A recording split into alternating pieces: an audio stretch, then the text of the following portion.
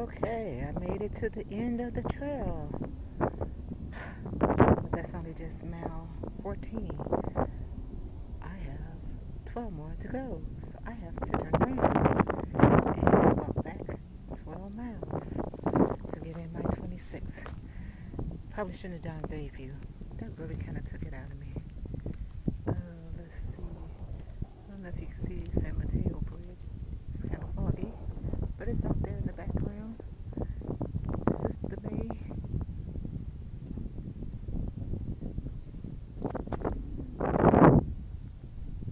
It's nice and quiet. Not many people out here.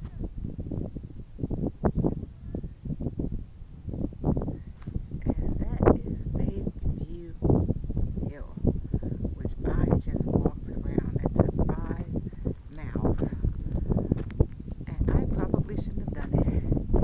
The hills, they look deceiving. Doesn't look like it's much. But that took something out of me. I had to walk a lot afterwards. I'm going to try to run back these last 12.